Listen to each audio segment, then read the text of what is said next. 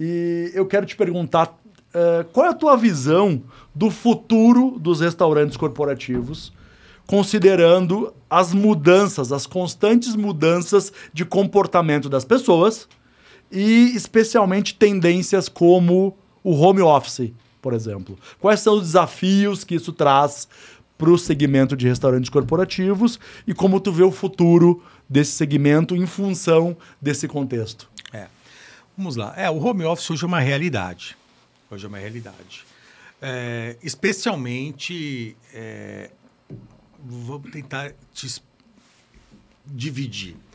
Nós temos dentro do mercado de restaurantes corporativos, você tem a equipe mais administrativa e a equipe mais de fábrica ou produção.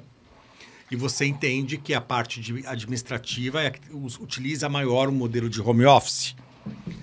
A parte de produção, não. Mas como o volume é muito sensível no segmento corporativo, essa oscilação de volume impacta muito negativamente para o segmento. Vou te dar um exemplo. Você tem uma empresa, uma determinada empresa, que tem lá 1.000 funcionários, 250 administrativos e 750 chão de fábrica. Esse 750, ele é meio fixo, mas esses 250 oscila muito. E como é um mercado muito espremido de margem, oscilar 70, 80 pessoas aqui impacta diretamente no negócio.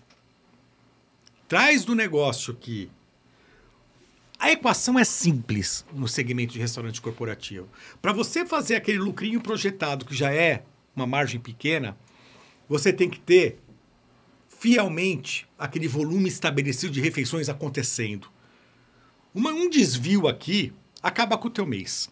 E hoje o home office tem impactado. Sim. Porque, na média, 25% das empresas é pessoal que faz home office. É administrativo. Tá? 1 ou 2 vezes na semana. Como que a gente está entendendo esse cenário? Eu acho que a gente está podendo contribuir muito para esse cenário. E você tem um outro agravante. Agravante de dificuldade de mão de obra que esse segmento passa. Não só esse. O food service como um todo, o setor, os 3 segmentos que você comentou, supermercado, o segmento do food service e restaurantes corporativos. Todos estão sofrendo muito com a dificuldade de ter mão de obra. Hoje é difícil você conseguir uma pessoa que esteja disposta a trabalhar de madrugada na ceia, de trabalhar no jantar. Mesmo a mão de obra do almoço está difícil. O recurso está cada vez mais escasso. Então, qual que é o movimento? O movimento é tecnologia e cada vez mais cozinha de finalização. Então, acho que, tentando responder a tua pergunta, como que essas empresas estão se preparando para o futuro e como que eu entendo? Cada vez mais produtos mais prontos, produtos para finalização, que você diminua praticamente 100% sua perda, cozinhas, eu não gosto de usar muita palavra cozinha inteligente, mas cozinhas com uma tecnologia mais atualizada. Cara, não faz sentido mais você ter uma cozinha e você ter todo o processo de produção 100% da sua cozinha. Ainda posso dizer, Marcelo, talvez eu não tenho esse número exato, porque eu não estou diretamente nesse segmento, mas eu posso dizer para você que 60%, 70% desse mercado hoje, ele ainda recebe lá todo o hortifruti para higienizar na unidade. Aí ele vai lá e corta a batata, e corta o pica o alface, descasca a cenoura. Cara, não tem mais gente. E outra, o que você gera de desperdício? Eu acredito que o futuro desse mercado é cozinhas de finalização. Então você vai ter muito produto pronto. Aí você pode entrar em série de situações, dependendo do volume da unidade. Você vai ter o sistema, pode usar muito sous vide, que é uma coisa que eu acredito muito no futuro, no processo sous vide. O sistema que eu não gosto de ultracongelamento de alguns alimentos estratégicos, e você só realmente finalizar. Então, eu acho que vai ser um caminho para esse segmento de núcleos de cozinhas regionais. Entendeu? Eu estou te falando num futuro, talvez daqui 10, daqui 15 anos, mas eu enxergo muito as cozinhas regionais. Então, cara, é só você olhar para a indústria automobilística, para você olhar para a indústria de bens de consumo. Você imagina uma grande empresa de alimentação corporativa. Se você pega, vamos falar de uma região industrial, vamos falar Jundiaí, que é um polo industrial importante, sim. Campinas, ou aqui na região aqui de São Paulo, você pode pegar aqui qualquer região aqui, Cubatão. Cara, o cara tem 30, 40 unidades num raio de 10, 15 quilômetros. Ele tem 30 unidades, ele tem 30 caras fazendo arroz. Não faz sentido. Ele pode ter uma micro cozinha, a Dark Kitchens. Eu acredito, estão te respondendo. Eu não sei se é essa palavra. Eu acredito na Dark Kitchens para o setor de restaurantes corporativos. Legal. Tu fez uma analogia que eu acho que é importante aqui. Assim como as empresas do segmento de veículos evoluíram e são montadoras. Sim. Tu tá dizendo, então, que uma tendência ou uma possibilidade para o futuro do segmento é que sejam cozinhas montadoras, cozinhas de finalização, e que elas vão, então, estar aptas, além de resolver esse problema ou minimizar o problema de mão de obra, além disso, vão poder suportar essa oscilação. De demanda diária. Em função de home office e outras coisas. É isso. É uma dificuldade. Você vê, por exemplo, hoje, olhando um pouco do período que eu atuei nesse segmento, que não foi pouco tempo. Cara, era um sufoco quando... Não estou te falando só de desperdício, mas era um sufoco quando você se planejava para fazer 800 refeições e o cliente, por uma determinada demanda, ele te avisava às 10h30 da manhã que tinha 80 pessoas a mais para almoçar. Você não tinha se planejado para aquilo. Entendeu? Então, aí você... E às vezes é inesperado, chega de uma vez para almoçar. Falando do home office, você planejou que, geralmente quarta-feira 70 pessoas faz home office. Naquela quarta-feira, por algum motivo, essas 70 pessoas vieram, você está perdido.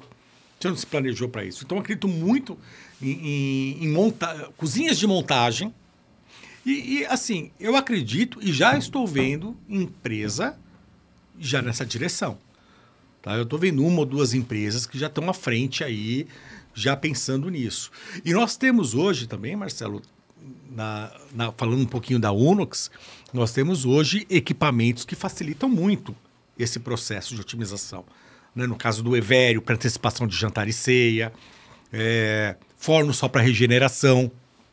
Porque aí muda até a configuração do negócio. Porque aí você vai ter nas suas cozinhas regionais equipamentos mais tecnológicos e na ponta você vai ter apenas equipamentos mais simples para regeneração. Então, esse é o caminho. E quando você vai para a Europa, quando você vai para os Estados Unidos, que a gente sabe que a mão de obra, além de ser muito cara, não existe. Né? Eu tenho um amigo meu que trabalhou no Brasil, ele era executivo de uma empresa no Brasil, a casa dele tinha 3 empregadas. Ele está nos Estados Unidos, ele é CEO de uma companhia lá e ele não tem nenhuma empregada. Então tem uma empresa que vai fazer uma limpeza uma vez por semana. Não porque ele não tem condições econômicas, porque não tem. Vai chegar o nosso momento que não vai ter. Entendeu? Então, como nós vamos tratar isso? Então, eu tenho que começar a pensar já. Tecnologia, equipamentos de conservação. Né? Então, eu acho que esse é o caminho. Boa.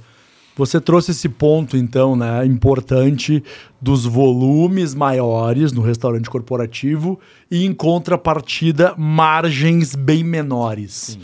E isso, então, o custo impacta violentamente. Então, essa oscilação da demanda diária é um grande problema. Porque na Alkit a gente tem se dedicado nos últimos anos aí, especificamente na parte de exposição e distribuição de alimentos. Mas a gente tem olhado muito também para algumas soluções um passo atrás de conservação, justamente para garantir a qualidade linear durante o atendimento todo e para diminuir as perdas e aumentar esse domínio. Afinal de contas, o tal do home office ainda com dias indefinidos, tu nunca sabe se vai servir 1.000 almoços ou 750. E olha que diferença brutal de 250 refeições no mesmo dia. Eu tive num cliente ali em Alphaville, ele é um restaurante comercial, que está num prédio comercial, e ele chegou a atender, pré-pandemia, 1.500 almoços. E ele falou que agora mudou muito, ele se equacionou, ele se organizou, mas ele falou, Marcelo, tem dia que eu sirvo 800 almoços e tem dia que eu sirvo 400, por causa do home office. E normalmente o home office era na sexta. E sexta passada vieram 1.000. Não foi nem 800, que é o padrão, vieram 1.000. E como eu me preparo para não perder venda, porque não tenho comida para atender, sim, ele é um restaurante comercial, lembrando. Então o cara pode, diferente do restaurante corporativo, ele pode bater lá, não ter comida e ir embora. Mas ele está perdendo faturamento. Nos dias de hoje não dá para se dar o luxo para isso, né? E como que ele organiza isso para não perder faturamento? Porque não tem comida, e ao mesmo tempo ele não pode ter desperdício. Então é uma equação complicada. Essas tecnologias todas, sim, que tu trouxe são fundamentais para isso, né? E a gente também tem se dedicado muito nisso para como poder garantir uma boa exposição e uma distribuição de alimentos nos restaurantes corporativos com qualidade linear, sim, e ao mesmo tempo com o máximo possível de controle dessa demanda.